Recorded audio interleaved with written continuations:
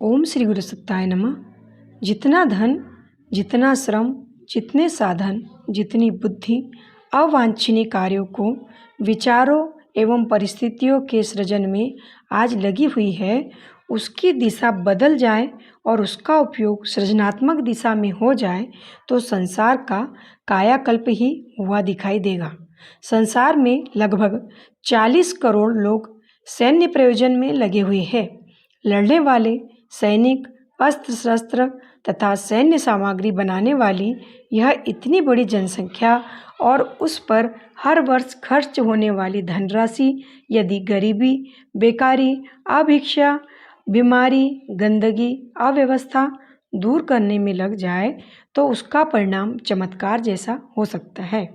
Cinema, नाटक, अभिनय, नृत्य, साहित्य व रेडियो आदि विचार निर्माण साधनों का उपयोग यदि कामुकता जैसी दुष्प्रवृत्तियां बढ़ाने में न लगे वरन सदाचार, कर्तव्य पालन, आदर्शवाद, परस्पर स्नेह, सहयोग करने जैसी धर्म भावनाओं के प्रसारण में लग जाए तो जन भावना में कुछ ही वर्षों के भीतर देवत्व परिलक्षित होने लगेगा।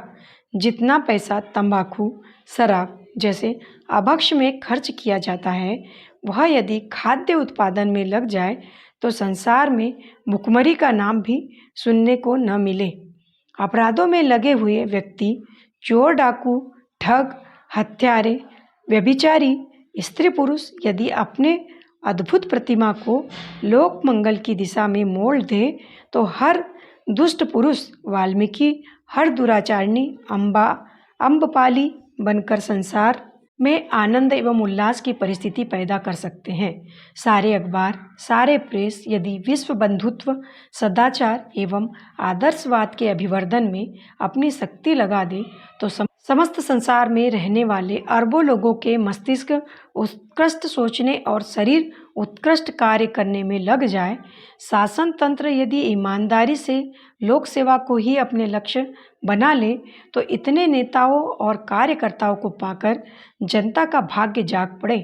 धर्मतंत्र का इतना विशाल कलेवर जिसमें भारत जैसे गरीब देश में ही 80 लाख धर्मजीवी व्यक्तियों का निर्वाह होता है, यदि जन भावना के मानवीय कर्तव्यों एवं आदर्शों के प्रशिक्षण में लग जाए तो सर्वत्र धर्म की ध्वजा फहराती दिखाई पड़े। बढ़ी चढ़ी मूल भौतिक दृष्टि से आशाजनक प्रगति होते हुए भी उनका परिमाण निराशाजनक देखकर सहसा यही बात सामने आती है कि कहीं कोई बहुत बड़ी भूल हो रही है और यदि वह भूल न सुधारी तो भौतिक प्रगति के साथ साथ विपत्तियां भी बढ़ती चली जाएगी। अणुशस्त्रों के बाहुल्य ने आज चिर संचित मानवीय सभ्यता का जड़ मूल से विनाश करने का खतरा उत्पन्न कर दिया है। अपराधों की अभिवृद्धि तूफानी तेजी के साथ हो रही है। एक दूसरे को सहयोग देने के स्थान पर लोग परस्पर खून के प्यासे बन रहे हैं। मुख में राम, बगल में छुरी का जैसा व्यापक छल प्रपंच बढ़ रहा है उसने आत्मीयता के सारे बंधनों की जड़ें खोखली कर दी है।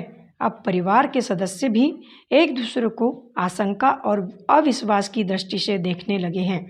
श्रद्धा और विश्वास, उदारता और आत्मीयता के सहसंबंध अब एक काल्पनिक तथ्य बनते चले जा रहे हैं।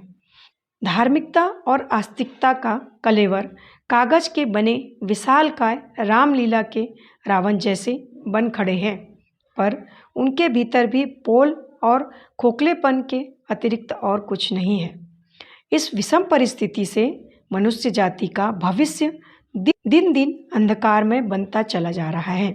वैज्ञानिक और आर्थिक प्रगति के द्वारा जो सुख शांति बढ़नी चाहिए थी वह तो दूर, उल्टे स्वास्थ्य संतुलन और सद्भाव का दिन दिन अभाव होता चला जा रहा है।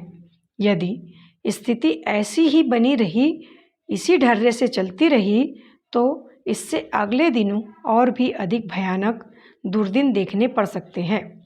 प्रश्न यह है कि क्या यह ढर्रा बदला जा सकता है? क्या पतोन्मुख प्रवृत्तियों को रचनात्मक दिशा में मोड़ा जा सकता है? क्या संभावित अशुभ भविष्य को स्वर्णविहीन में परिणत किया जा सकता है? क्या नरक की परिणति स्वर्ग में हो सकती है? उत्तर विश्वासपूर्वक है। हाँ में दिया जा सकता है। शर्त केवल इतनी ही भर है कि समाज का प्रबुद्ध वर्ग समय और परिस्थितियों को बदलने की अपनी जिम्मेदारी समझे और उसके लिए कटिबद्ध हो। किसी समाज का प्राण उसका प्रबुद्ध वर्ग होता है, जिनकी विचारना और भावना आदर्शवाद से प्रभावित है। ऐसे लोग निसंदेह संख्या में बहुत थोड़े होते हैं, पर जो होते हैं वे इतने सशक्त रहते हैं कि यदि वे कुछ करने के लिए सचमुच खड़े हो उठे तो चमत्कार उपस्थित कर दे। जनसमूह ऐसे लोगों का बाहुल्य रहता है जो रोटी कमाने और प्रजनन के फलस्वरूप कंधों पर आने वाली जिम्मेदारियों को वहन करने में अपनी छोटी सी सामर्थ्य का सारा ढांचा खपा दे। एक तो वैसे ही महंगाई का ज़माना और फिर आवश्यकताओं की नित नई बढ़ोतरी, इस पर भी स्वल्प योग्यता, स्वल्प साधन, विचारों का कचुम्बर इसी में निकल जाता है। बच्चों की संख्या बढ़ती चलती है और वजन रुई से लदे गद्दों के वर्षा में भीगने की तरह बढ़ता चलता है। एक तो इतना भार काफ़ी होता है, दूसरे योग्यता कम रहने से उसे उठाने के साधन नहीं जुटा पाते, तीसरे मन में कोई आदर्शवादी लक्ष्य न होने से उनके लिए देश समाज की बात सोचना कठिन होता है। मस्तिष्क की छोटी परिधि घूमती है तो केवल शरीर मात्र इंद्रिय तृप्ति या परिवार पोषण के दायरे में चक्कर लगाकर समाप्त हो जाती है। बाहुल्य ऐसे ही लोगों का रहता है। इन्हें जीवित मानव प्राणी मात्र कहा जा सकता है। अन्य प्राणियों के शरीर और मन उसी परिधि में है। इन्हीं प्रयोजनों को पूरा करने में वे भी अपनी जिंदगी के पूरे दिन करते हैं। उनकी इच्छा आकांक्षाएं भी इतने ही दायरे में सीमित रहती है। वह वर्ग जनसंख्या की गणना तो बढ़ाता है, पर उसका देश व समाज की दृष्टि में कोई उत्साहवर्धक योग नहीं मिलता।